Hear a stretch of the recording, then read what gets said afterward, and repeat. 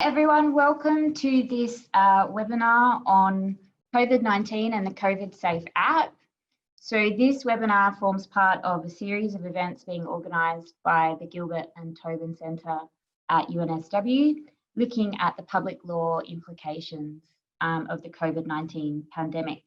My name's Lisa Burton-Crawford. I'm a senior lecturer here at UNSW Law and Deputy Director of the Gilbert and Tobin Centre, and I'll be chairing today's discussion between a range of commentators with a really interesting range of informed perspectives on the COVIDSafe app and government use of technology more broadly. So I'll quickly introduce our speakers. So first we have Kate Galloway, who is Associate Professor in Law at Griffith University. And Professor Galloway's research interests span widely, but they particularly include the intersection of law and technology. We have Lyria Bennett-Moses, Professor in Law and Director of the Allens Hub for Law, Technology and Innovation at the Gilbert and Tobin Centre for Public Law at UNSW. And Lyria's research particularly focuses on the relationship between law and technology. We have Caroline Compton, who is a research associate at the UNSW Faculty of Law.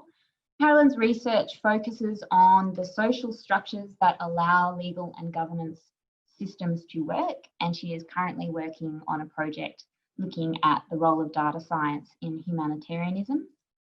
And then we have David Byrnes, Associate Professor in Economics in the Faculty of Business and Economics at the University of Melbourne. And Joshua Miller, also Associate Professor in Faculty of Business and Economics at the University of Melbourne.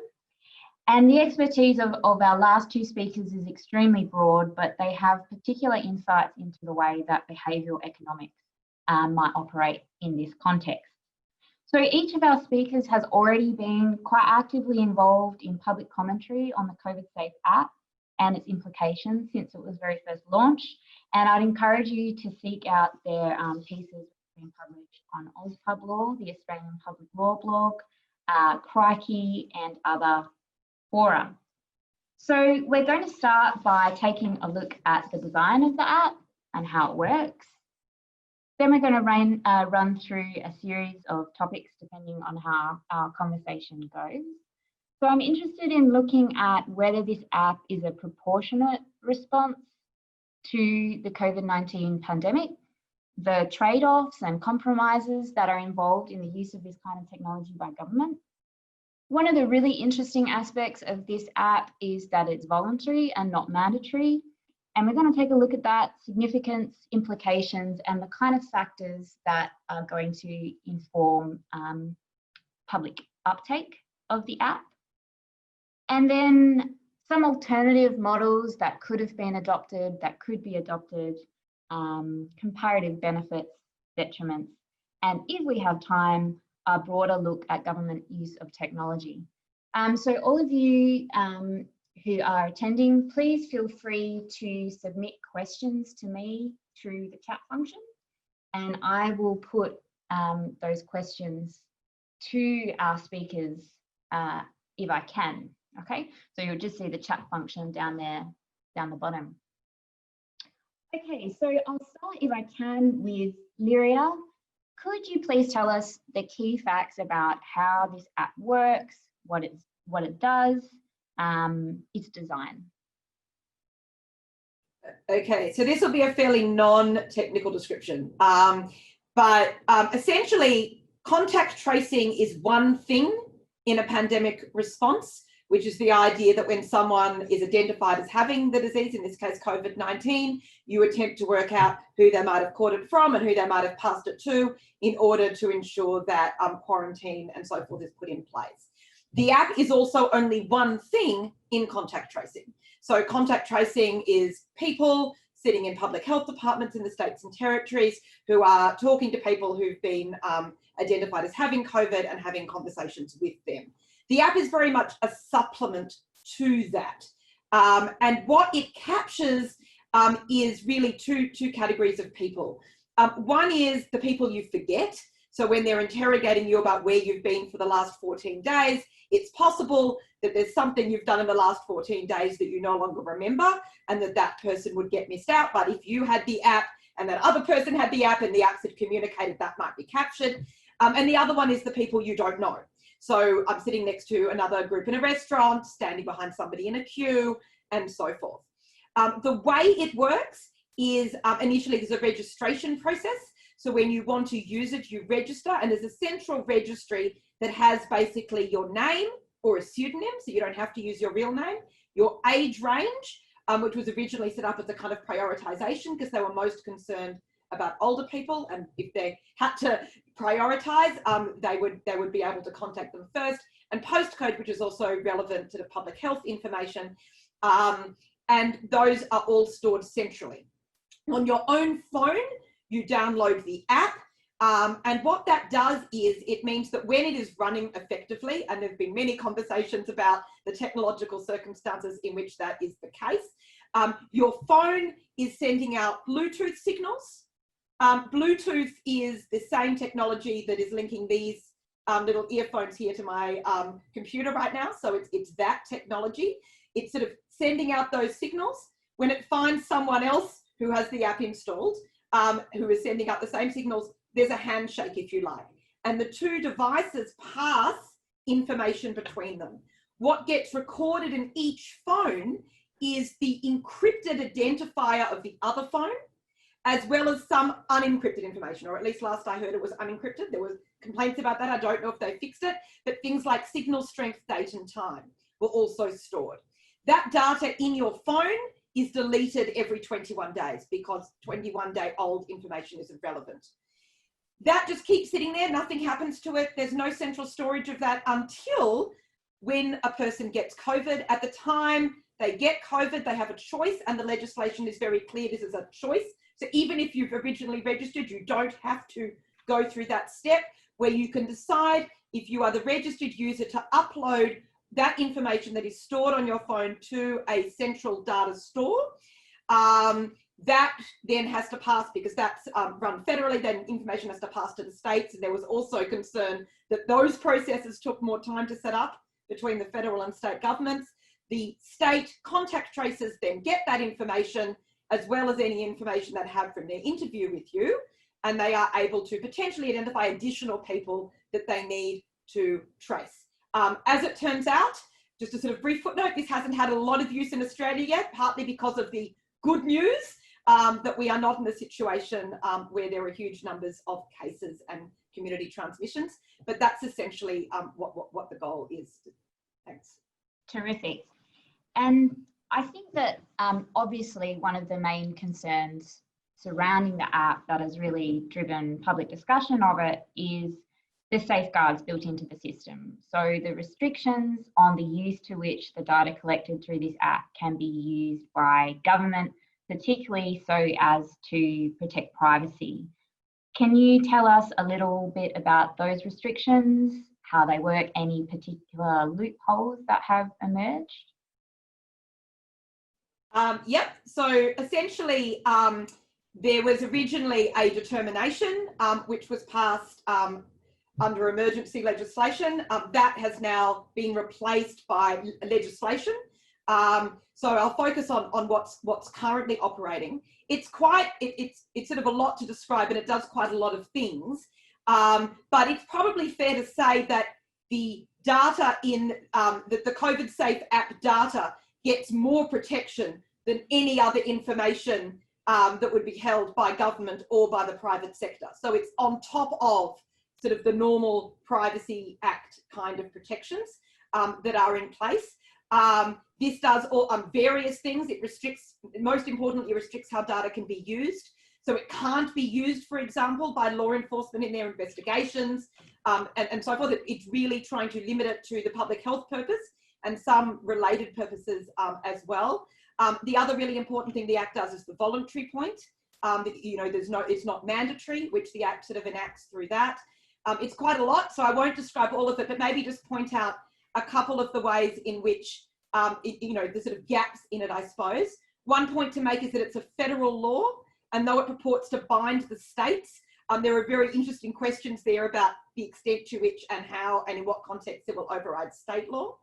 The second point to make is that if you look at the way there are restrictions in the Act on taking the data overseas, right? So it's meant to be sort of kept in Australia, which makes a lot of sense, but the wording of that isn't completely clear. So it's possible to hypothesize situations in which people could, for example, take the data out of Australia by doing it on a zip drive or something that wouldn't be covered by the Act, which I think is of concern, and there could just be better language around that just to completely make sure this is data that stays in Australia, particularly in light of some of the concerns around Amazon giving it to US authorities and so forth that's come up. Sorry, just to clarify that point. So the data is stored by Amazon Web Services, which is a US company under contract with the Australian government. Those contract arrangements say they have to keep the data in Australia, or so we've heard. I haven't seen that contract, it's not been published. And potentially them sending it out of Australia would, depending on how they do it, would be a breach of the Australian law. However, the question is, as a US company, whose laws would they comply with if US national security agencies, for example, sought access to that data?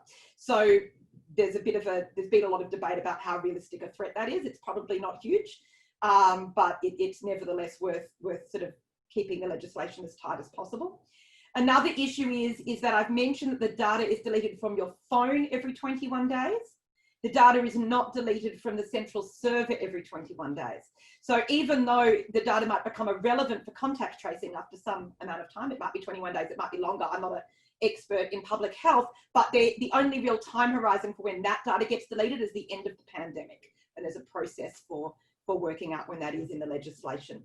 Another issue is, and it's an interesting one, and I don't know if anyone else is as much as a law nerd as me who's interested in this one, is that it says that the data is the property of the Commonwealth at one point.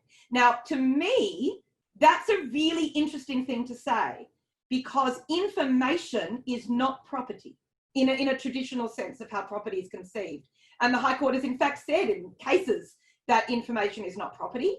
And so the idea that you protect it, and I think this is mainly vis-a-vis the states by saying it's property of the Commonwealth, rather than using more specific language about the rights the Commonwealth has vis-a-vis the states in relation to the data is problematic. So that would be my sort of list, but I'm sure many people have written these sort of points about different issues in the Act. Sorry. Yeah, that's very interesting, because we saw the High Court confirm that there is no property in information just very recently in the Smethurst case concerning the unlawful raid of the AFP journalist's home. So that is very interesting. Lyria, just quickly, and I think you've already highlighted some of this for us, but just to sort of ground the rest of our discussion, what are the main alternative ways of fulfilling this function that the government could have used as opposed to this contact tracing system that they've adopted? Well, I mean, that's sort of a bit of an open universe, right? So they could have no app at all. And there's a lot of people arguing that apps aren't really the solution for this problem. And that really what you want is better, you know, the other elements of the pandemic response are more important, or that even within contact tracing, the app isn't particularly useful. So there are certainly many people arguing this is not a problem for which apps are the solution. Within the realm of apps, of those who think apps really do have a positive role to play, there's really two ways of doing it. One is contact tracing, which is the Australian approach, and the other one is what are sometimes called exposure notification apps. So this is really the sort of Google Apple model, where instead of going through a sort of central government database and having central government public health people notify and so forth, the protocols are different. Still Bluetooth, but otherwise the protocols are different. There's still things touching each other, but the government doesn't get its hand on the data, I suppose is the main distinction.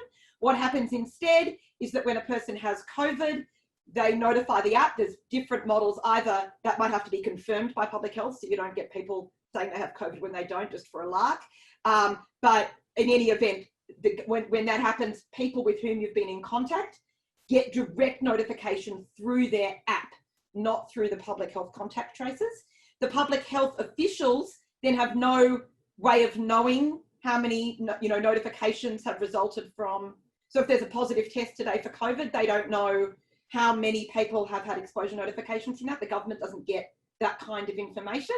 The benefit is mainly if you don't trust government, either from you think they're going to do things with a data perspective, or from a competence perspective, you don't think their cybersecurity protocols are going to be sufficient, then this might be a more protective kind of system. So those ideas of trust in government and competence of the government to perform this function via the app are really interesting ones, and probably lead us to our next big question, which is, would it have been better for this function to have been performed in a decentralized way by private entities like Apple, Google, somewhere else?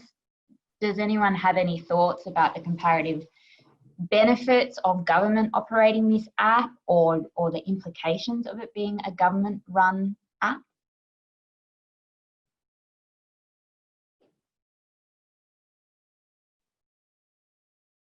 So I'll speak to that if you like. Yeah. I think that there's something that's really appealing about the idea of having a universal system of being able to cut short the sort of this rampant spread of this disease. And I think we turn frequently to technologies as some kind of panacea to be able to provide solutions to what we see are these fundamental challenges. I think that the idea of a centralised system, I mean, it's been the government that's been managing this pandemic, somewhat at Commonwealth level, but importantly also at state level since day one, and we expect that as a role of government. So I think that there's a logic to having government manage these data programs that feasibly might help us to retain a sufficient amount of normality in our society while we've got this disease afoot. The problem with that is that existing frameworks of governance are already failing society in so many ways.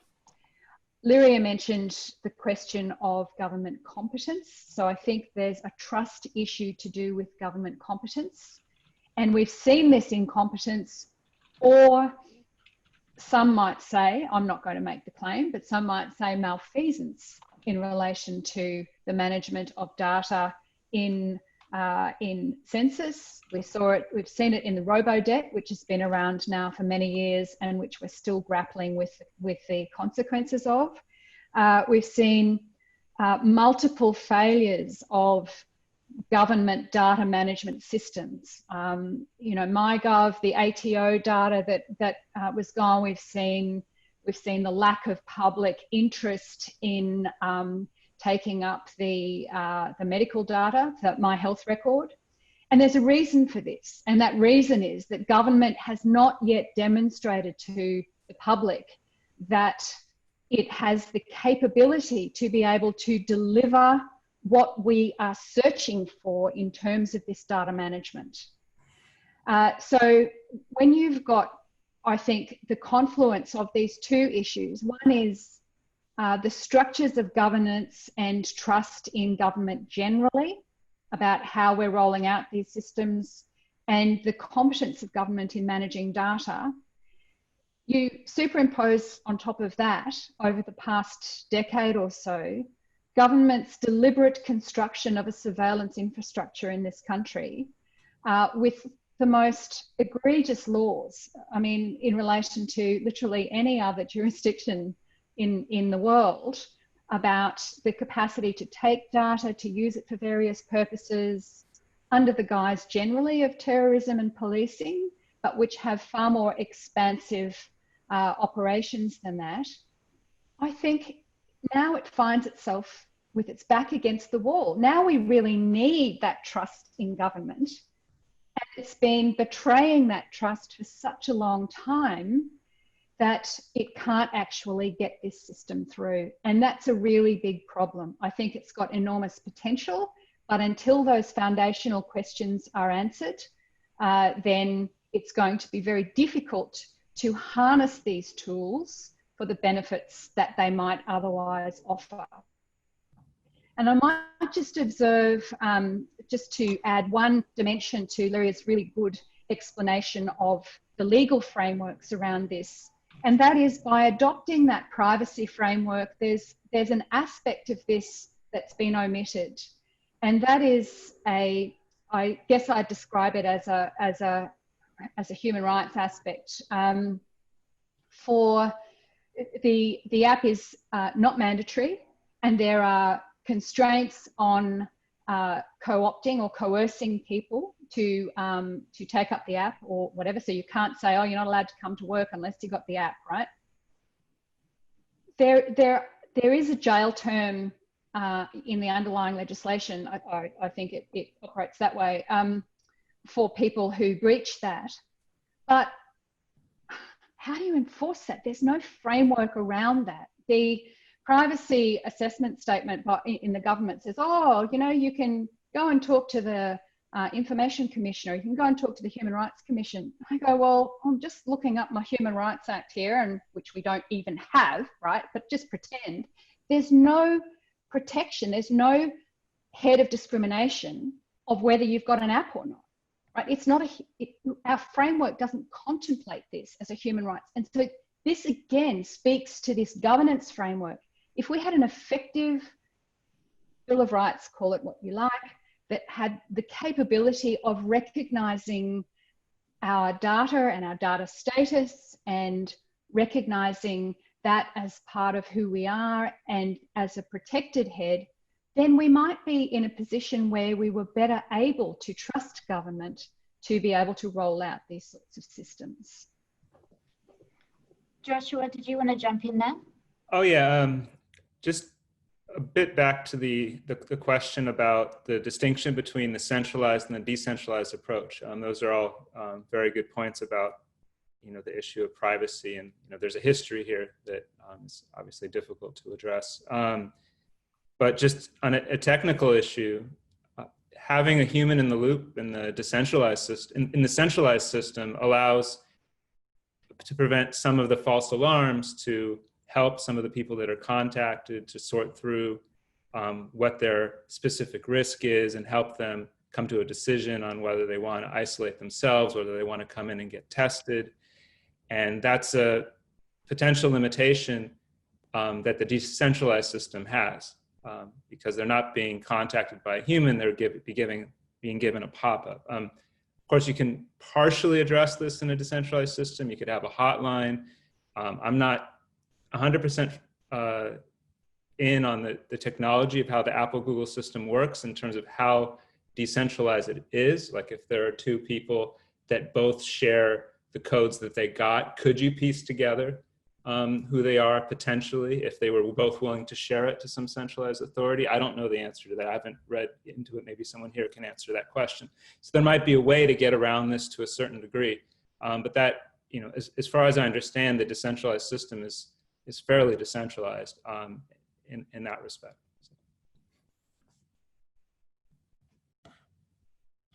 Microphone, Lisa. The mic. Thank you. Yep. I just wanted to alert everyone to a comment that's come through from Rosalind Croucher in the audience, who is of course the president of the Australian Human Rights Commission. And she's just pointed out that there was considerable engagement and involvement from the Information Commissioner and the Human Rights Commissioner in the design of the legislation. So that's just share that comment with everyone. David, did I see you wanted to join in? No, I was just... No, not right now.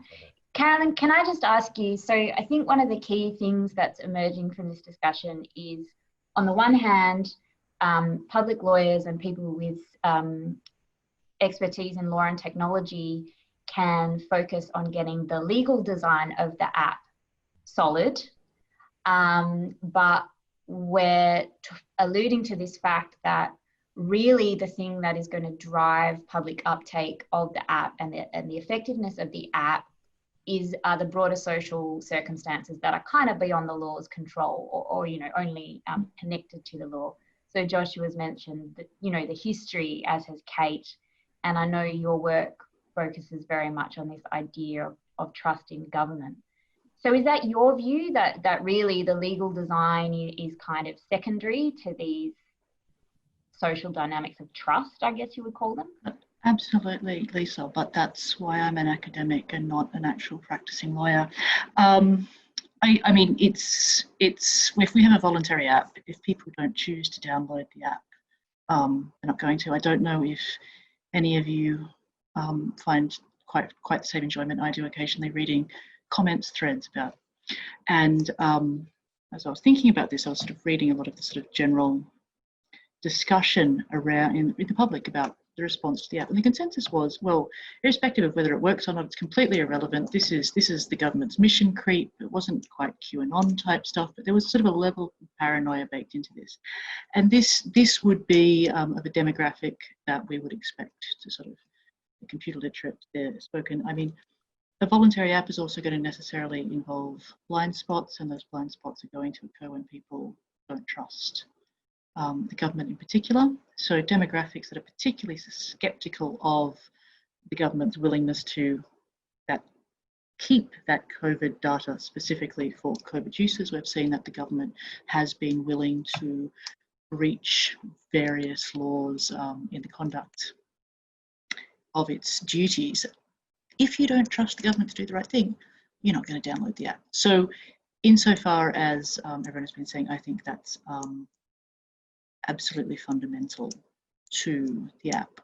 The alternative, of course, is, well, if it's not an app, lots of other states, and particularly here, East Asian states with perhaps what you might sort of identify as less democratic tendencies than we have in Australia, have been embracing a range of other technological products that they've been using to sort of monitor patients and transmissions. So South Korea, I mean, we had an incredibly successful controlling of the illness, but they were using mobile tracking data, credit card data,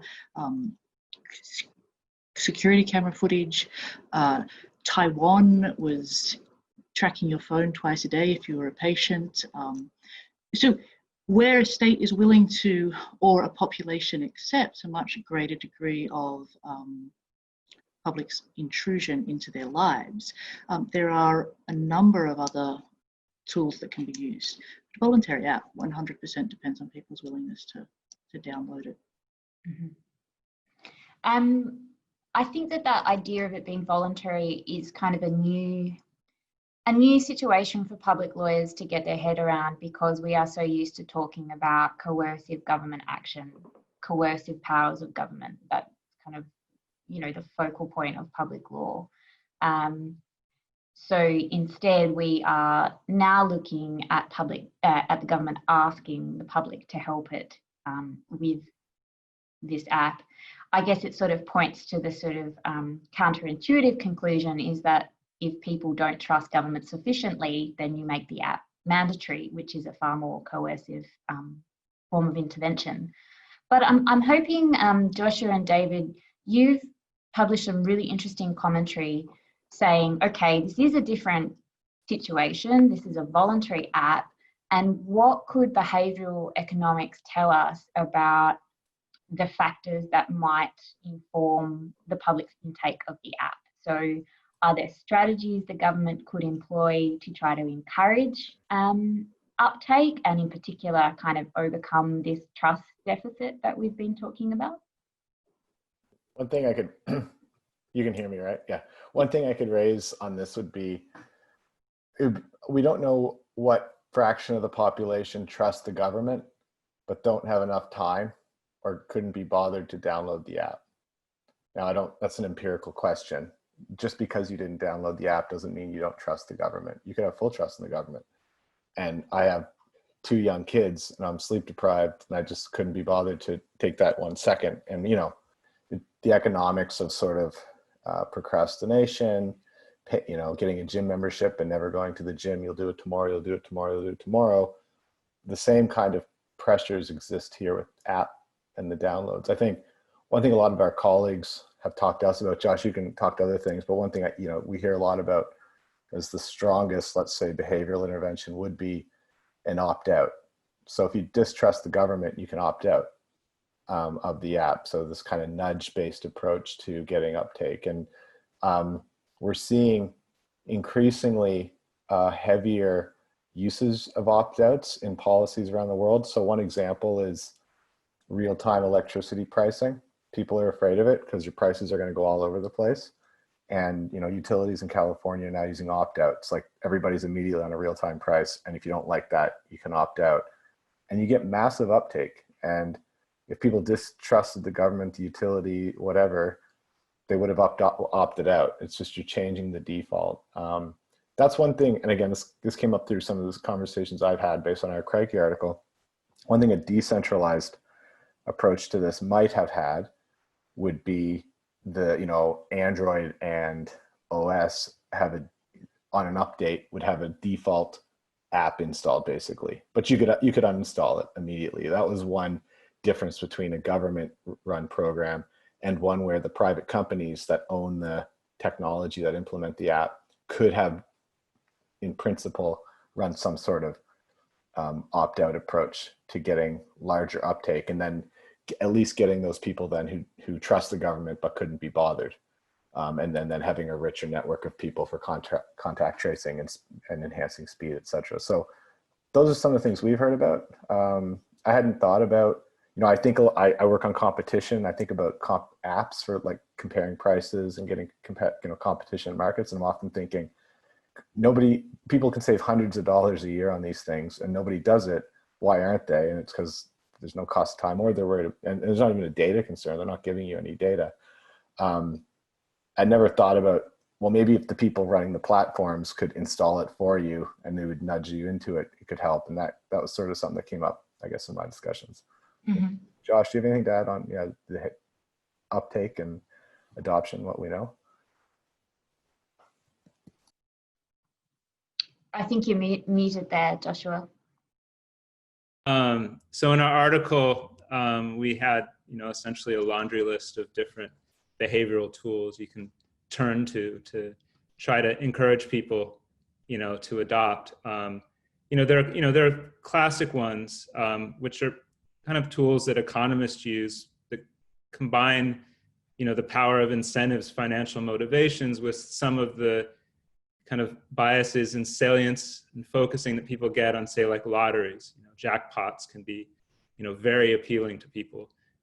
So for a small amount of money, in terms of paying out the winnings, you can get a lot of people to put in a lot of effort.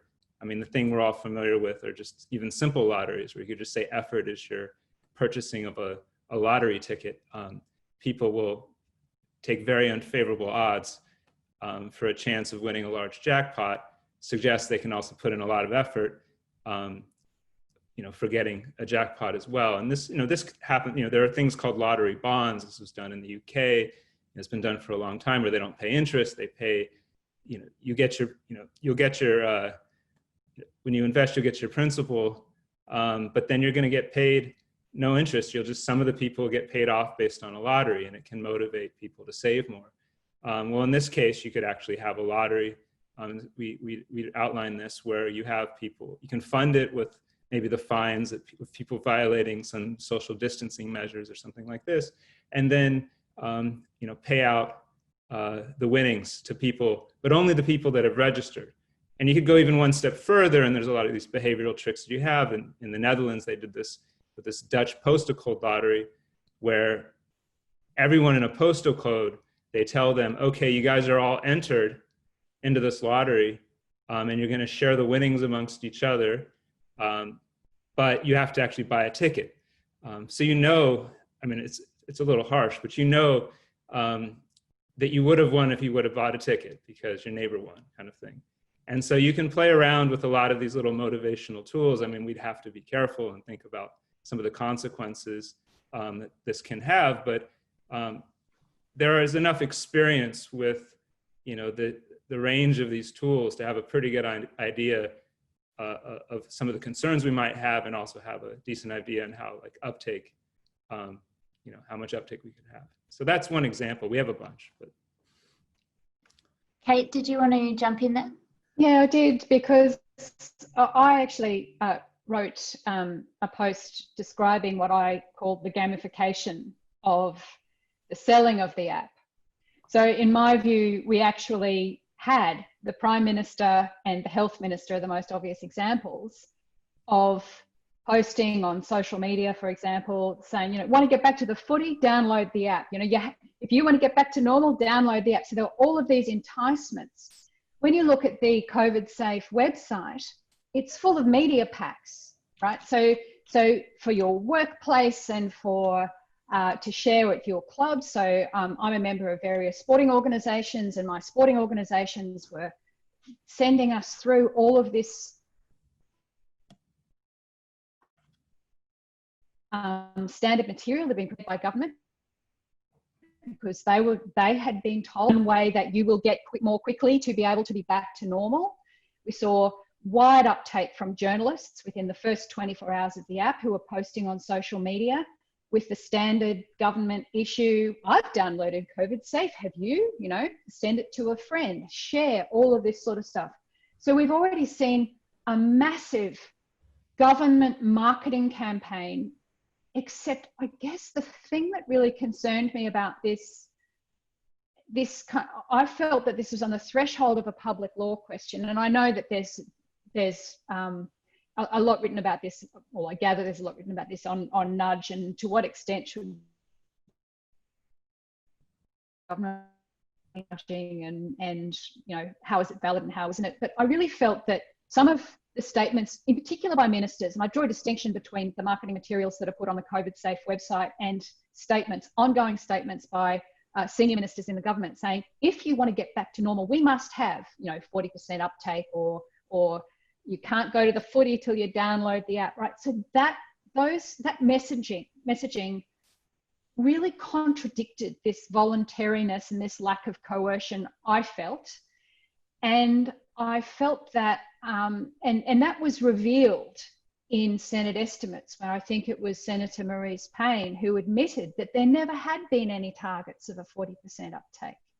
But this had been the government's line all along. So you know, to go full circle, nudging, yes, I think the government was nudging. I think that they were using really relatively unsophisticated, I think, Josh, you know, relative to what the sorts of things you've been talking about in lotteries, but they were using a system of gamification to nudge people, to convince people to download it, that looked like a policy lever, but which in fact wasn't. And I think that if we want to talk about trust, I think that's a manifest breach of trust because of the way that messaging rolled out.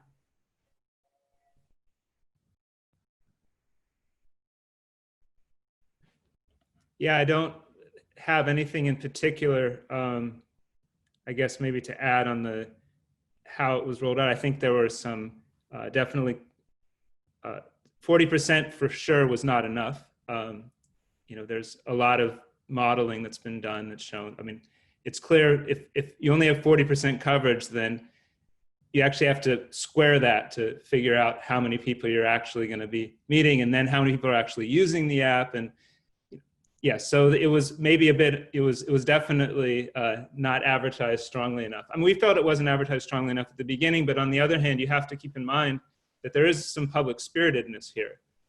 So it's not, I mean, if you look at like the adoption that we have, it's a lot higher than what you saw in Singapore, for example. I think Singapore, they got to 20% maybe, you know, something like this.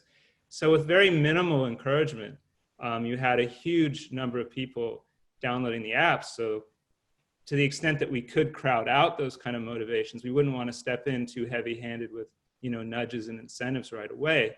But it was fairly predictable that we weren't going to get anywhere near what we would need based solely on, you know, public-spirited, you know, appeals. So I just remember in the conversations that we had, I mean, Dave can speak to this, but we were talking with Richard Holden, who we also wrote this article with, and Crikey.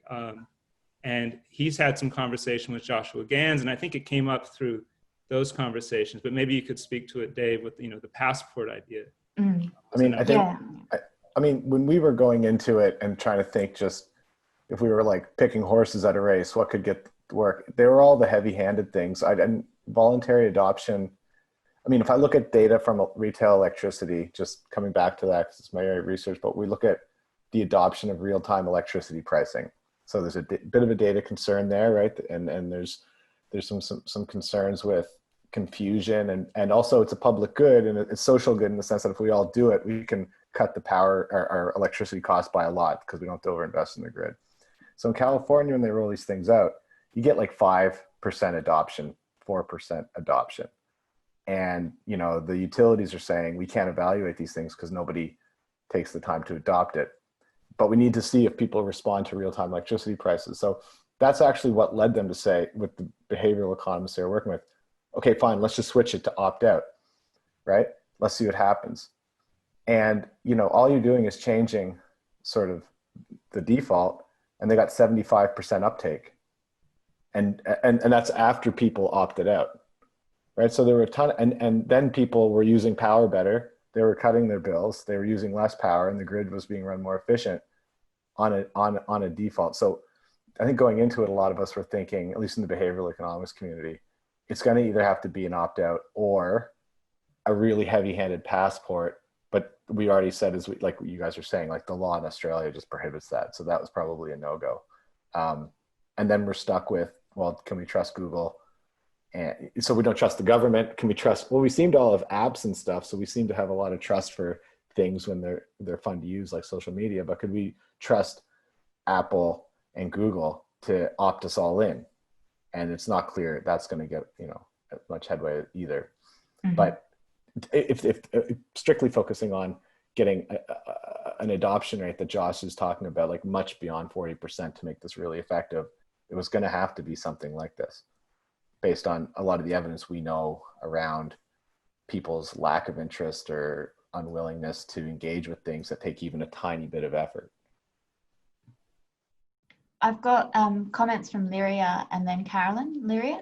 Mine was just a really short point, which is whatever one might think of various kinds of gamification, there's another really important way in which you can increase uptake, and that's actually by the government's own behaviour. So one example is the sort of openness to the legal questions that people were asking and what avenues there were when people did have concerns to respond to those, either by pointing to the current legislation or by demonstrating a willingness to amend it. Rosalind Quattro talked about how that was happening certainly within government, and that's great, and also with the Human Rights Commission and so forth, but a lot of that wasn't visible to the general public and wasn't explained to them. And the second point is on the technical level, the same point. In other words, there was a bit of a poo-pooing of technical researchers who asked for things like the source code, which was delayed for the giving them access to the source code for the app, then only done under quite stringent conditions where they had to sign all these statements, and still, as far as I'm aware, no access to the source code of the data store, which is of course also important as part of the security network and how data is stored. Then when people have been saying, I found a security vulnerability, there was no real way for them to report that, find out if it had been actioned, and reassure themselves. Now, those people, you might say, well, there's a very small group of lawyers and tech people who care and who know what questions to ask, and that is true. But those people also wrote op-ed pieces. Those people are also very active on Twitter on the legal and the technical side. And there's quite a lot of people, I think, that get talked out of it, or the fear gets raised when that's happening. So I think in part, yes, we can talk about gamification, but I think also in part the government can act in such a way that they are deserving of trust, or demonstrably deserving of trust, will also, I think, also solve part of the problem. Just before I pass over to you, Carolyn, I just wanted to say we got a question right at the start about the source code and calls for it to be released. So it has not been released. Do you know the answer to that question, Lyria? As far as I'm aware, and anyone else can correct me, I might be wrong or out of date on this if something's happened recently, but they did release the source code for the app. That is what is on your phone when the software you download. That you have to, though, agree to certain things to get access to it. And there's certainly been some security researchers who've refused to do that because you take on sort of potential liability and so forth. So it's not sort of a simple, you know, I agree to see the source code sort of thing. And then what they haven't released, or at least as far as I'm aware, is the source code that is on the central data store. So if you think about it, what's on your phone is some information with security protections around it. What is on the data store is actually the place where the information is decrypted, where it's passed on to states and so forth. And so I think a lot of people are also interested in to what extent is that data hackable, and that source code, and particularly the encryption protocols they're using and the other mechanisms they're using, I think would help technical researchers answer that question. Terrific. Carolyn? Mute. Very helpful button that appears on your screen saying, would you like to unmute? My apologies. David, this is just to very briefly jump back to your mention of Apple and Google, and perhaps not in an entirely cohesive way, but there is this alternative model that's being promoted by Apple and Google, and one of the reasons, one of the early technical issues that the app had is its incompatibility with Apple's Bluetooth limitations. It sort of would run down the battery of the phone. It wouldn't work particularly well. And Apple says, look, we'll come up with our own thing in response to that, and it's going to have the following privacy protections. Now, we have a tendency to like when Apple and Google occasionally stand up to regimes that we think overuse coercive power.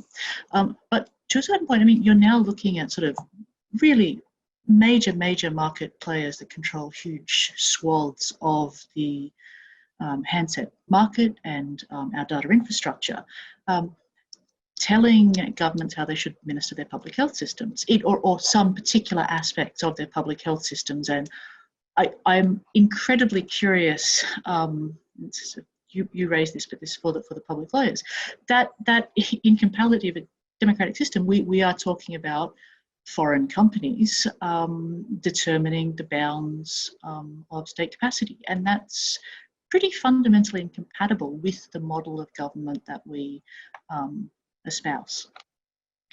Yeah, I mean, I guess an orthodox position from a public lawyer would be that government, steers the policy direction of the polity and is responsible for all of it. But there are a lot of chinks in that idea, a lot of flaws, and as you say, this is highlighting one of them, the power that companies like Google and Apple have in circumstances like this. Can I sort of direct you to a question related to update, but something very interesting that's come out in our discussions, which is this idea that uptake of the app has been unbalanced. So seems to be concentrated perhaps in certain communities, certain geographical areas. Does anyone have any understanding of what the imbalance is, and what do you think the implications of that are? I can just speak from the evidence that we know of app uptakes and search from the literature. One of the biggest correlates is income. So you see, things probably aren't surprising, but they're kind of confirmed in many different settings using kind of pretty good data around. It's almost like an inverse U. So lower income folks and higher income folks tend not to be uptaking these types of apps, and then in the middle, they do. And it might be for different reasons. At the higher end, it's maybe the gains to it aren't perceived as worth their time. And at the lower end, either they don't have the technological capacity, or they have a bit more challenges in front of them that just it gets moved to the back burner. So in terms of the economic evidence on this, that's kind of what, if I was just to guess what we would see if we had the app download data at the, with postcode level income, I would suspect you're going to see something like that, particularly at the lower end of the income distribution. Because I guess, just to make a very obvious point, if you don't have a smartphone, you can't partake in this system, right? So it is really assuming a basic level of yeah, and the related thing that interacts with this and sort of the economic literature that comes out is around like the bandwidth people that deal with really hard problems at the lower part of the income distribution. They just have a ladder of much harder things ahead of them than downloading an app. It just doesn't move up to the front of the ladder. Mm. Yeah, so I've got comments from Kate and then Joshua. Yeah, so just quickly to jump in on Dave's, like one of the concerns, especially with the uptake, I mean, we have to, obviously there's targeting the individuals is one thing, but there are also certain areas where we expect to find more spread than other areas. And you're going to have people from different groups in those areas, some with apps, some without apps. Now there was an idea. I quite remember if we brought it up in our Crikey article, but this is also something we talked about with Dave and Richard Holden, which was this idea of having like RFID or other kind of things that you can scan. Not necessarily at work. Apparently that's illegal, but it's not clear if it's illegal at business establishments for customers. So to enter a restaurant or something like this, can we rely on restaurants to keep track? In the way that we're hoping they're going to keep track, and there's other places where people congregate that can also assist in tracing. Obviously, it's not as specific as the Bluetooth low energy measure, but it can also assist. But that's one partial address. But targeting, I haven't seen any discussion of whether there are alternative technologies, special purpose Bluetooth technologies that are somehow cheaper than phones that we could distribute. I haven't seen any discussions of that. Maybe development would be so expensive it wouldn't be worth it. But I haven't seen it even prioritized among people in the community where they would have the expertise to talk about this. And that's interesting, given how important it is. Okay.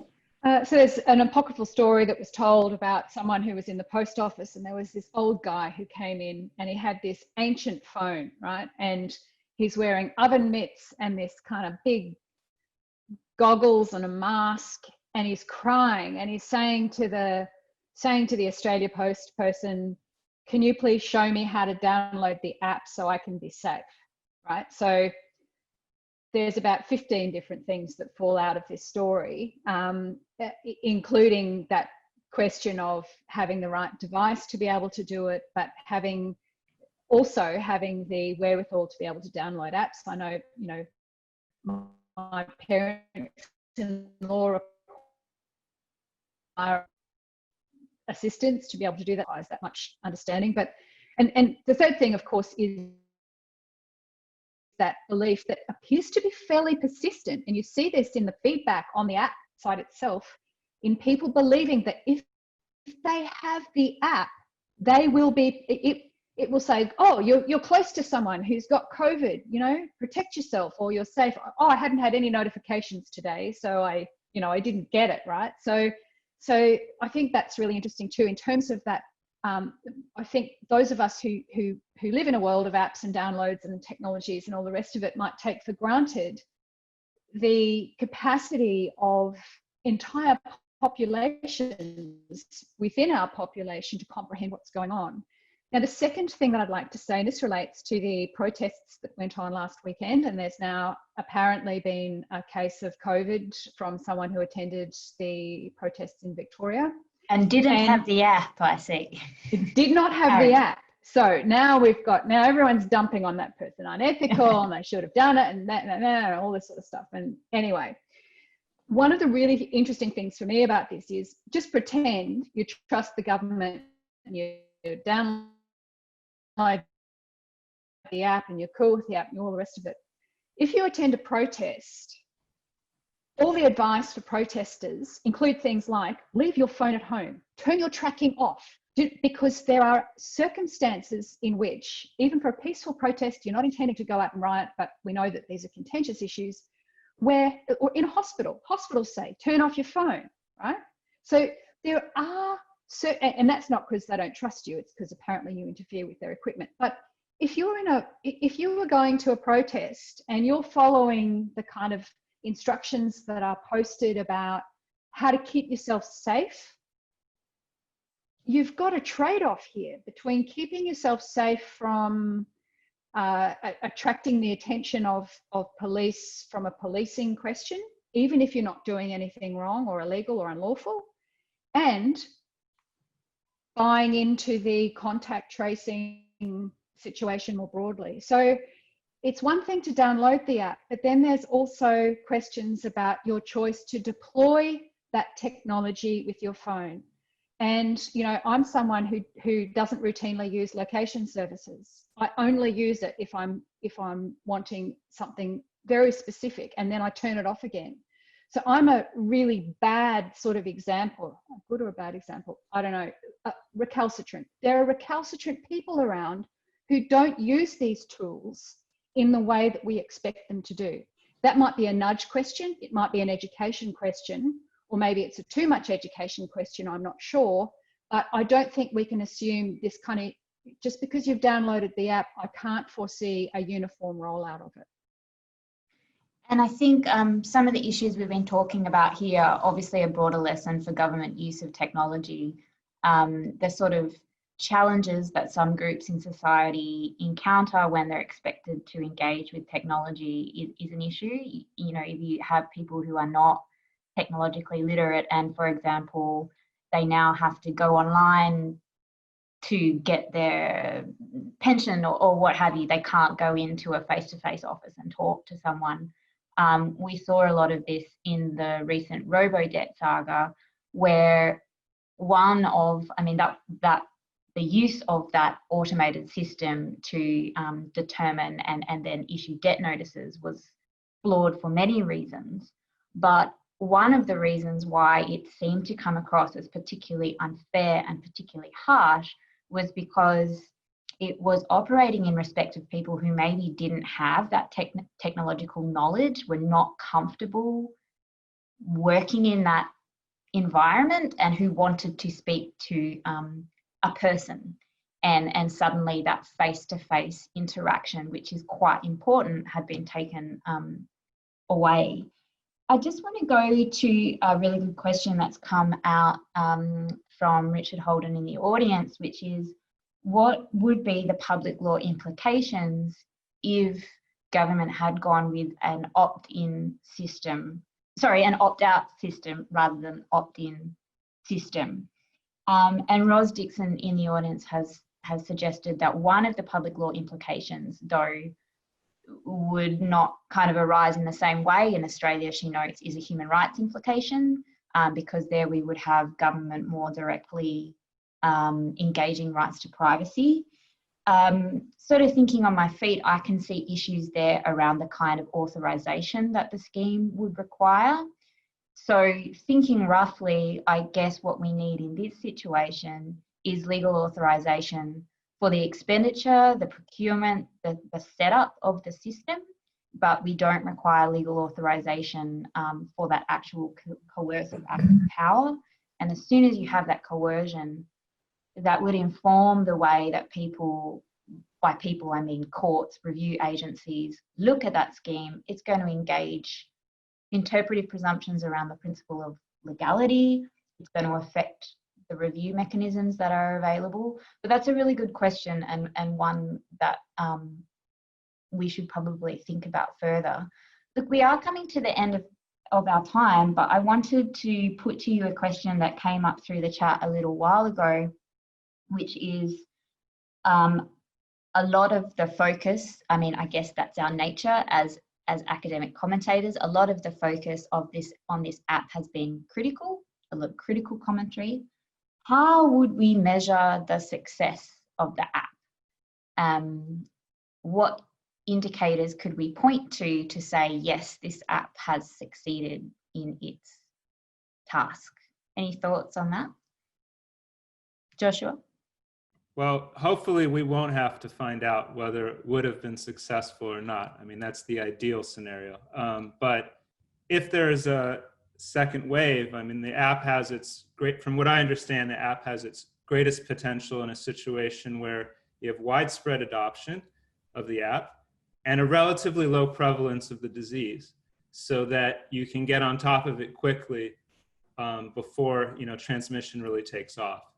And so a measure of success in a scenario like that would be a situation where you have a sufficient number of infections to begin a chain of transmission, but also many cases that are identified via the app. Now, there are a lot of measurement issues involved. Lisa sent an article to us this morning in our email chain. I forget the co-authors on the article, but it was a primer for policymakers. And they got into a lot of the difficulties in statistical measurement if you don't have a randomized controlled trial to really get at it.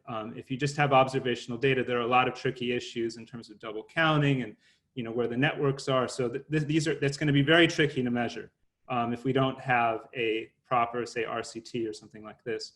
but that may not be our priority.